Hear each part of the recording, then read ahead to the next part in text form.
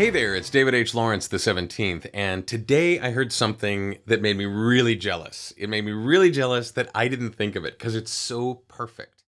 I was at a studio doing a job for a client, and I was in the lunchroom, and one of the producers was talking to one of the policymakers at the studio, and they were talking about a particular subject. They were talking about, this was at a producer for audiobooks. And they were talking about the concept of if the author only puts the number at the beginning of a chapter, doesn't say chapter 1, but just says 1.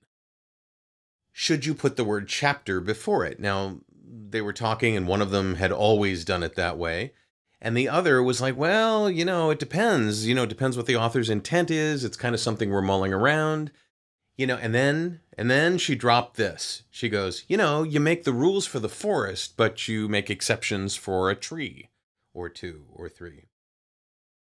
And I just loved that. I just loved that because it so encompasses these things that we make rules for ourselves about. And we need rules. We need organization. We need stability. And we need to be able to rely on our standards for things. But take a couple things. First of all, do you do that? Well, it depends.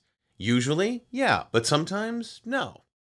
So it's that sort of situation. Here's a couple more. You have a very, very strict and coached and counseled admonition from me that you should charge what you're worth. You should say no to things that you don't get paid what you're worth for a million different reasons, not the least of which is you really won't want to do the work if you realize you're getting paid less than you're worth. But that's the rule for the forest. What if your parent came to you, or your kid came to you, or a really dear friend came to you and said, hey, could you do this for me? I got this answering line on my business phone. Could you record my outbound voicemail message? Could you do an IVR job for me? Would you say, yes, I can do that for you for a minimum of $250 for the session and $50 for the message, for each message? No, you'd say, sure, I can help you out because you have the freedom to do that. You've made the rules for the forest and you make the exception for a tree, a really nice, lovely, close tree, a tree that's your favorite, right? How about, those demos that I get this question all the time, should I have a producer for my demos? And the truth is, the vast majority of demos, you don't need a producer for. Things like audiobooks, explainer videos.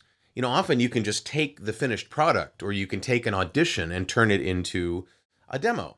But there are a few exceptions. Those are the trees in the forest, commercials, animation and video games, promos and trailers, IVR, and training videos, industrials.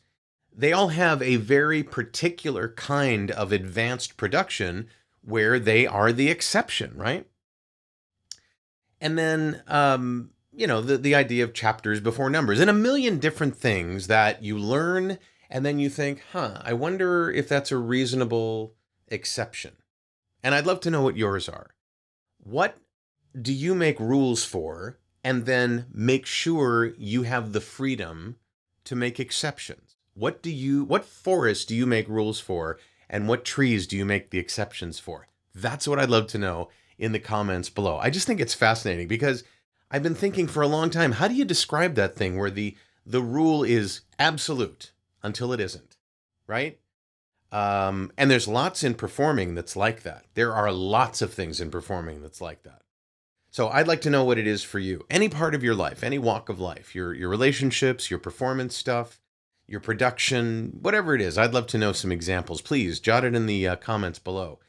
And if you want to join my list, there's a box down there called Get on the List. We'd love to have you. And other than that, every single day this year, I've made a rule for the forest, and I'm not going to find a tree on these videos to make an exception for. We're going to do one every single day for the rest of the year, I promise. I'm David H. Lawrence the 17th. I thank you so much for watching, and I will talk to you tomorrow.